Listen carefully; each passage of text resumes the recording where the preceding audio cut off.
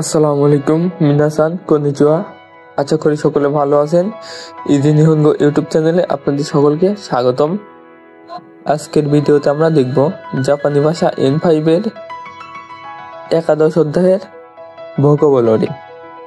এরকম important video পেতে চ্যানেলটিকে এখনই সাবস্ক্রাইব করুন, লাইক কমেন্ট করে সাথে থাকুন। তাহলে আমাদের আজকের ক্লাস শুরু করা যাক।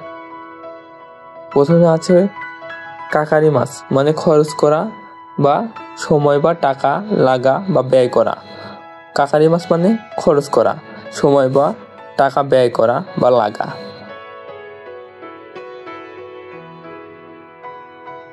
হাগাকি মানে পোস্ট কার্ড। হাগাকি মানে পোস্ট কার্ড। ফুতো, ফুতো মানে খাম। ফুতো মানে খাম।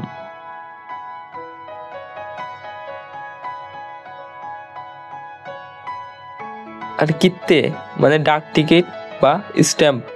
কিত্তে মানে ডাক টিকিট বা স্ট্যাম্প। নিমোচু মানে মালপত্র বা লাগেজ। নিমোচু মানে মালপত্র বা লাগেজ। ফুনাবিন, ফুনাবিন মানে জাহাজে পাঠানো বা শিপিং। ফুনাবিন মানে জাহাজে পাঠানো কোনো একটা জিনিস আমরা জাহাজে এক স্থান থেকে অন্য স্থানে পাঠানোকে বলে ফুনাবিন বা শিপিং। কিপ্পু মানে টিকিট। কিত্তে মানে ডাক টিকিট বা স্ট্যাম্প পেপার। আর কিপ্পু মানে শুধু টিকিট। কিপ্পু মানে টিকিট। কিয়োদাই মানে ভাই বোন। কিয়োদাই মানে ভাই বোন। কিয়োদাই মানে ভাই বোন। আর রিওশিন মানে বাবা মা বা অভিভাবক। রিওশিন মানে অভিভাবক বা বাবা মা। ইকুচু মানে কতগুলো জিনিসের ক্ষেত্রে ব্যবহার করা হয়।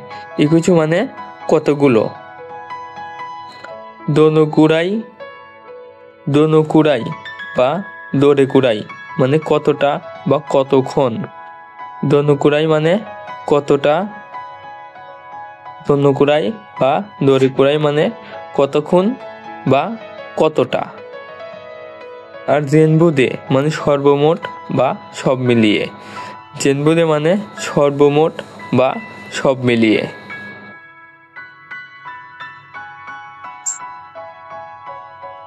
সোরেকারা মানে এরপর বা তারপর।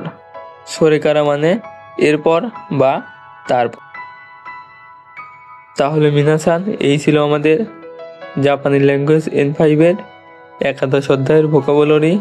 এই অধ্যায়টা খুবই ছোট, অল্প কয়েকটা ভোকাবুলারি আছে, আপনারা বাড়িতে নোট করে পড়বেন।